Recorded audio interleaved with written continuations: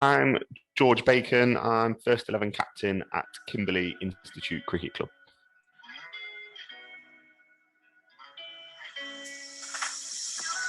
Happy. I like it. I think it's positive. I think it's brilliant that the players' survey was done initially, and then the results of that were acted upon. I think that's a really positive thing.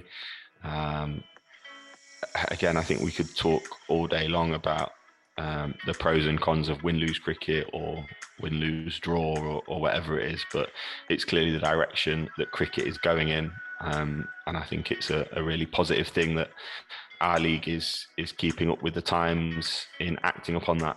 Um, I know a big point of contention amongst the teams was the reduction in bowlers overs from 12 to 10. From a very selfish point of view, I think that's a good thing. We've got quite a few bowling options, and it's nice to be able to use them. And we want other teams to have to stretch their resources when we play against them. And again, I think if we're going to play win-lose cricket, then we should mirror the format that we're used to seeing on telly as much as possible, and the reduction in overs reflects that.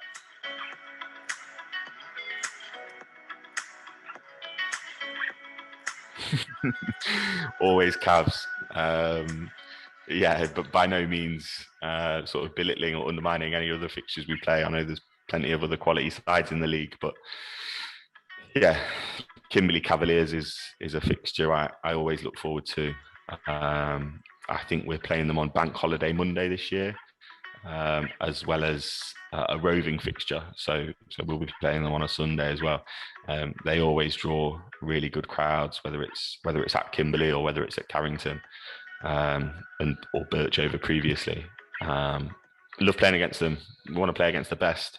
They're quite often the best. They've got some proper players, and yeah, I think a Kimberley Cavs fixture is some really good amateur cricket, and I thoroughly enjoy it. There's a massive sense of satisfaction when we've done well enough to beat them in the past, and on the occasions that they've got the better of us, it's still been a proper game of cricket. So yeah, definitely the Cavaliers.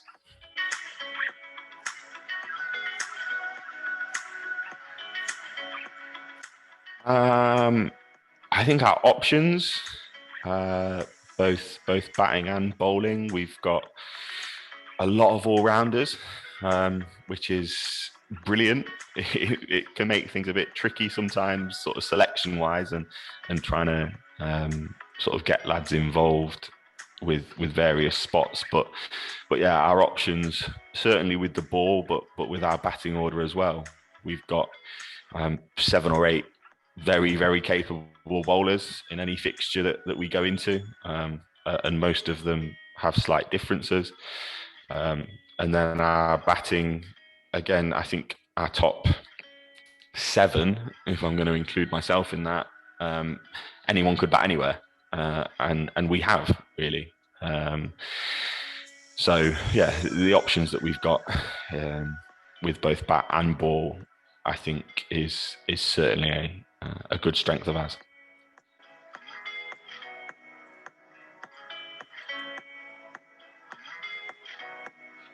Yes, we've got one new signing, just the one.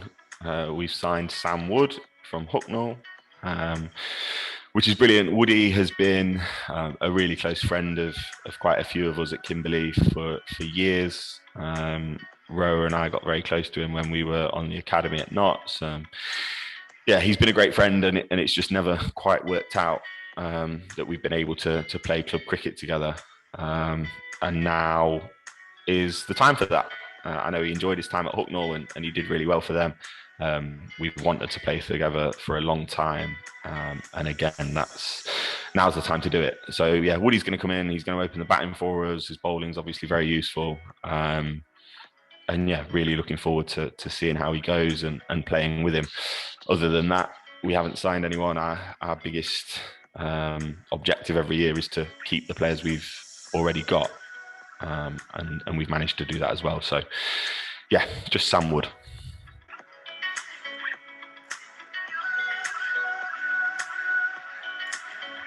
Good question. Um, a Kimberley player that I think could surprise people, and if you are going to make me pick just one, um, I think it'd be George Scotton. We signed Scotton from Kegworth last season, so 2020 was his first year with us, and that obviously um, wasn't the season we had in mind when he joined. He had to wait a long time to play his first game for the club, having signed. And I think he trained brilliantly. He's a great bloke. He's got unbelievable attitude. He absolutely loves it. And towards the end of last season, he showed us and others what he was capable of. If he takes that into this season, I think he'll certainly surprise people. We've got lots of players who have played in the league for quite a long time now. The likes of sort of Kingy, Rower, Martin, Brownie, myself. Everyone sort of knows what we can do, and we've sort of done it or not over the past however many years we've been playing. Whereas Scotland, I think, is someone that not many people would have sort of played against, heard about, really perhaps think a great deal about, but he's class. He's got great skills with the ball. He can whack it. I was going to say something else there, fishy, but I'll keep it PC. He can whack it. He can hit bombs. He's got great skills with the ball. He's super competitive. And yeah, I think he's one that I think certainly is very capable of surprising people and being a top performer for us.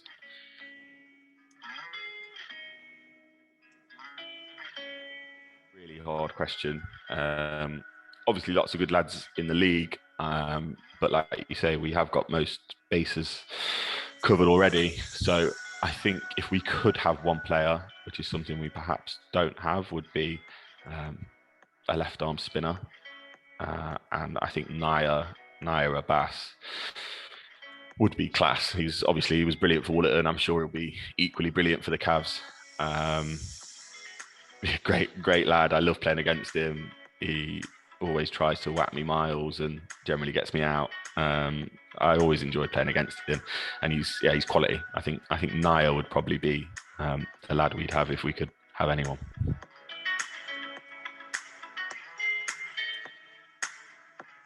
We want to win the league. I think, yeah, there's no point making any bones about it. We want to win the league. I think we're good enough. I think the Cavaliers will obviously be very strong again.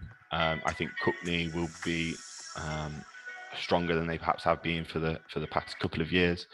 Papplewick, I think, will be very good again. But yeah, I think we're more than capable of winning the league if we play our best cricket consistently enough. I think we'll do that. So yeah, that's what we want to do, and nothing else really would be particularly satisfying.